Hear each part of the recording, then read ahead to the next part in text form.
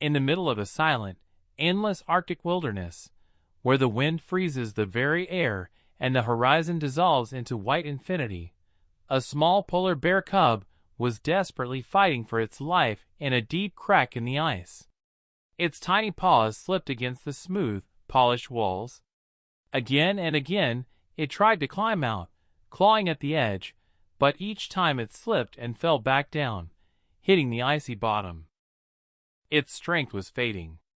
Its breathing became uneven. Just a little more, and it would no longer be able to climb. In despair, it called for its mother. Its weak, trembling cry pierced the frozen silence of the Arctic, echoing among the ice ridges. At that time, Nikolai was patrolling the area on his snowmobile. He had long grown used to the harsh conditions and to the sounds the wind made here. At first, he thought it was just another gust of wind moving through the ice. But the sound came again. Quiet, broken, almost unnoticeable, yet filled with pain. And a plea for help. Nikolai stopped. He turned off the engine and listened carefully. There was no doubt. It wasn't the wind. Someone was truly calling for help. He walked toward the sound, stepping carefully over the frozen surface. After a few minutes, he saw the source, and his heart tightened. A cub was struggling in a deep crack. Small and helpless, it desperately tried to climb out, but the icy walls gave it no chance. Nikolai immediately understood. The mother must be nearby. He quickly looked around, and soon spotted her. Not far away, a massive polar bear was trapped in a snare. The poacher's net held her tightly, a metal loop deeply embedded in her paw.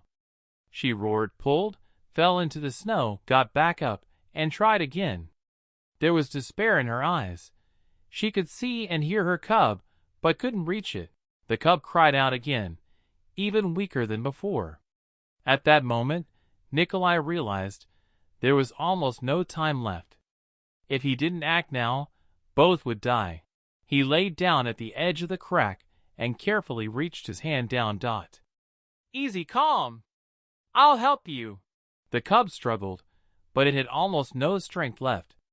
Nikolai grabbed it by the scruff and, with great effort, pulled it out. The small body trembled with fear and cold. Holding the cub close to his chest, Nikolai walked toward the bear. She growled, but did not attack. There was something unusual in her behavior, as if she understood he meant no harm. Nikolai knelt down and began to untangle the net. The metal was frozen into the ice, and his fingers quickly lost feeling from the cold. Every movement was difficult. But he didn't stop. The minutes stretched endlessly.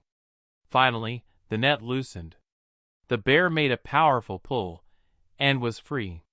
He reacted instantly. Carefully, he placed the cub into a deep snowdrift, covered it with branches to hide it. Then he hid himself nearby. A minute later, 2 men with rifles appeared. They walked confidently, talking and laughing, completely sure their prey would still be there. Nikolai knew, if they saw the bears, it would end in tragedy. He picked up a chunk of ice and threw it aside. A dull sound echoed. Did you hear that? One of the men asked. They turned. That moment was enough. Nikolai quietly moved, grabbed a metal hook from their gear, and stepped out of hiding. Leave. Now! The men were startled at first, then laughed. You're alone. Think you can scare us? Nikolai looked at them calmly and confidently. Are you sure I'm alone? Look around. The Environmental Service already knows about your traps. The poachers exchanged glances. Their confidence began to fade. Silence stretched. One of them slowly lowered his rifle. A few seconds later, they turned and disappeared into the snowy haze. Nikolai exhaled deeply. The bear cautiously approached the snowdrift, found her cub, and gently touched it with her nose. She softly rumbled, as if calming it. It was a reunion, quiet but powerful. Nikolai stood and watched them walk away into the white distance. And he knew, today, he had done the right thing. But the story didn't end there. Several months passed.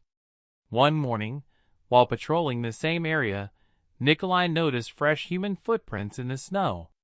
He followed them, and soon found a small camp. The same poachers. He tried to leave quietly, but the snow betrayed him with a crunch. They noticed him. Within minutes, Nikolai was tied up. "You've caused us too many problems," one of the men said coldly.